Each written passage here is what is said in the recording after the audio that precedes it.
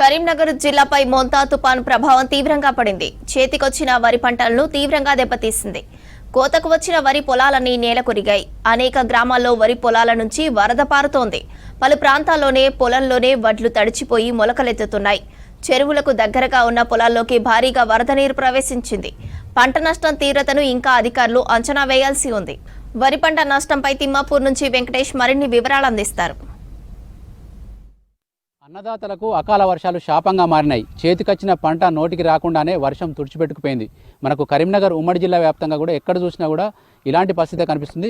వరి పొలాలు ముఖ్యంగా కోత దశలో ఉన్న వరి పొలాలన్నీ కూడా ఇట్లా పడిపోయినాయి. మొత్తం వర్షము పెద్ద ఎత్తున పడింది. దాదాపు కరీంనగర్ జిల్లాలో 20 సెంటీమీటర్ల నుంచి 22 సెంటీమీటర్ల వర్షాలు కూడా నమోదైన ప్రాంతాలని, అటు హుజరాబాద్, బోర్నపల్లి లాంటి ప్రాంతాలు అయితే 26 సెంటీమీటర్ల వర్షం పడింది. అటు ఉమ్మడి కరీంనగర్ జిల్లాలో గతంలో భీమదేవరపల్లి అయితే 41 సెంటీమీటర్ల వర్షం పడింది. అంటే ఇంత పెద్ద వర్షం గతంలో చరిత్రలో ఎన్నడూ లేనంత వర్షం పడడంతో చాలా వరకు కూడా పంటలకు తీవ్ర నష్టం కలిగింది. ఇప్పుడు మనం ప్రజెంట్ తిమ్మాపూర్లోని ఒక వరి పొలం దగ్గర ఉన్నాం. ఇక రైతు పడిపోయిన పంటను మళ్ళీ కొంచెం సర్దుకునే ప్రయత్నం చేస్తున్నాడు. కానీ భూమిలో మొత్తం మడికట్టు పొలంలో ఉన్న నీళ్లు దీంట్లో ఉన్నాయి. మొత్తం 2-3 రోజులు అయితే కోసే పొలం ఇప్పుడు పూర్తిగా తుడిచిపెట్టిపోయింది. దీంతో రైతులు తీవ్ర ఆందోళన చెందుతూ ఉన్నారు. దీనికి ఇది ఒక కరీంనగరే కాదు, అటు శంకరపట్నము, గన్నేరువరము, చొప్పదండి, అటు జగిత్యాల జిల్లా కొరుట్ల, మెట్పల్లి ప్రాంతాల్లో కూడా ఇట్లాంటి సిచ్యువేషన్ ఉంది. చాలా వరకు కోసిన పంటనేమో ధాన్యం కొనుగోలు కేంద్రాల్లో కొట్టుకుపోతే కోయని పొలాలు ఇట్లా పూర్తిగా పడిపోయి నష్టం కలిగింది. ఈ రైతుతో మాట్లాడుతుంది. అన్న, ఏం పేరు? నా పేరు వడ్లకొండ చంద్రయ్య. ఎన్ని ఎకరాలు వేసి ఏంది పరిస్థితి? 4 ఎకరాలు వేసినాం. 2 రోజులు అయితే కోతకు వచ్చేది. మొత్తం నీలమట్టం అయిపోయేది. మొత్తం మొలకొస్తుంది. 4 ఎకరాలు వేసిన ₹1,00,000 పెట్టుబడి పెట్టిన. 2 రోజులు అయితే కోస్తూ ఇక మొలకలు వచ్చినాయి. చూడు, ఇంత పెద్ద వాన అయితే ఎన్నడూ కొట్టలేదు వర్షాకాలం నుంచి. చిన్నపిల్లలాగా కాపాడుకున్న పొలం ఇట్లా పోతా ఉంటే ఏమనిపిస్తుంది? బాధాకరం. ₹1,00,000 పెట్టుబడి పెట్టినా ఈ చేతికి వచ్చేదాకా నమ్మకం లేదు. ఇక మొలకలు వచ్చినాయి. ఏం చేయాలి? మొత్తం నీళ్లు మొలకలు వచ్చినాయి. ఏం చేయాలి? సర్దితే చేతికి వస్తుంది ఏమన్నా? ఏం చేతికి రాదు. కోసానికి కూడా 2 గంటలు పోయి 4 గంటలు అవుతాయి. పెట్టుబడి కూడా బాగా అయింది. ఇప్పుడు మళ్ళీ వరి కొత్త కూడా బాగా పైసలు అవుతాయి. నేనేం చేయాలి చెప్పు?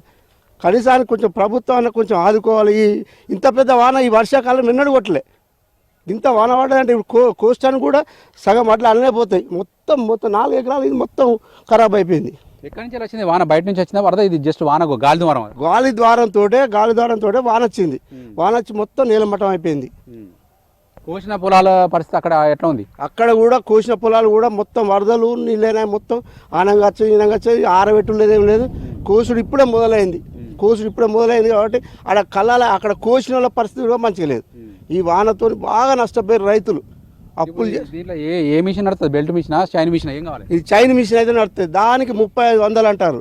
మామూలు దానికైతే 2000. ఈ 3500 అంటే ఇప్పటికే పెట్టుబడి పెట్టి బాగా అయింది. ఇప్పుడు 3500 అంటే మామూలుగా మిషన్తో అయితే 4 గంటలు నడుస్తాయి. ఇప్పుడు 10 గంటలు నడుస్తుంది.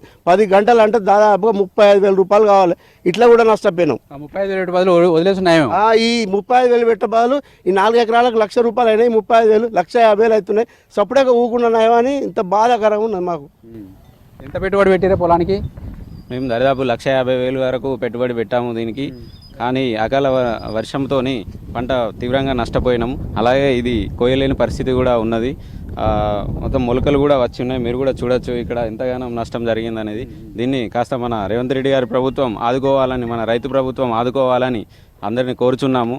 అలాగే మంత్రులు, మన జిల్లా మంత్రులు కానీ వీళ్ళందరూ వచ్చి ఒకసారి విజిట్ చేసి పంట నష్టం పరిహారం చేసి ఈ రైతులను ఆదుకోవాలని ఉంటుంది. ఇట్లాంటి పంట మీకు ఊళ్ళో దాదాపు ఒక 60-70 ఎకరాలలో ఆల్రెడీ కోతకొచ్చే దశలో ఇప్పుడు ఒక 2-3 రోజులు అయితే ఎండి మొత్తం చేసే దశలో ఇది తీవ్రంగా పంట నష్టం జరిగింది. దీన్ని మరి ప్రభుత్వం ఒక విధంగా వచ్చి దీని పంట నష్ట పరిహారం చూసి మా అలాంటి యువ రైతులను ఆదుకోవాలని మేము కోరుచున్నాం. చూడొచ్చు, ఈ రైతు అయితే చాలా ఆవేదన చెందుతూ ఉన్నాడు. చిన్నపిల్లలాగా కాపాడుకున్న పంట మొత్తం తడిసిపోయింది. ఇక్కడ చూస్తే కనుక మనకు మొత్తం పొలంలో నీళ్ళే కనిపిస్తున్నాయి. ఇక్కడ చూస్తే మనకు వరి పొలంలో టోటల్గా నీళ్ళే నిలిచిపోయినాయి.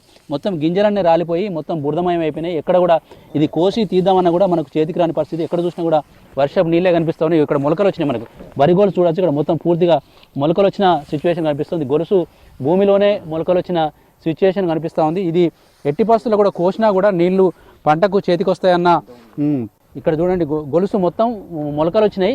ఈ సాధారణంగా కల్లాలలో ఆరబోసిన తర్వాత తడిస్తే మొలకలు వస్తాయి. కానీ ఇప్పుడు పొలంలోనే మొలకలు వచ్చినాయి. ఈ మొలకలు వచ్చిన వడ్లను మనకు ఒకవేళ కోసి మార్కెట్ తీసుకెళ్ళినా కూడా అవి కొనుగోలు కేంద్రాల్లో రిజెక్ట్ చేసే అవకాశం ఉంది. ఇది వరి పొలాలు అయితే మొత్తం కరీంనగర్ జిల్లా అనేది ఉమ్మడి జిల్లా అనేది మొత్తం రాష్ట్రానికి ధాన్యాగారంగా పేరున్న జిల్లా. అట్లాంటి జిల్లాలో ఈసారి వరి వందలాది ఎకరాల్లో వేలాది ఎకరాల్లో వేశారు. చాలా వరకు కోయలేదు. దాదాపు 20-30% మాత్రమే కోతలు పూర్తయితే 70% ఇంకా పొలాలలో ఉంది. వాతావరణ శాఖ హెచ్చరికల నేపథ్యంలో వ్యవసాయ శాఖ కావచ్చు, ప్రభుత్వం కూడా కావచ్చు, కొయ్యకుండా ఆపండి అని చెప్పారు. కానీ కొయ్యకుండా ఆపిన పొలాల పరిస్థితి కూడా ఇట్లా ఉంది. దీంతో అన్నదాతలు అయితే తీవ్ర ఆవేదన చెందుతున్నారు. ప్రభుత్వం ఆదుకోవాలని కోరుతా ఉన్నారు. కెమెరామెన్ కవికుమార్తో వెంకటేష్, V6 న్యూస్, కరీంనగర్ జిల్లా తిమ్మాపూర్ నుంచి.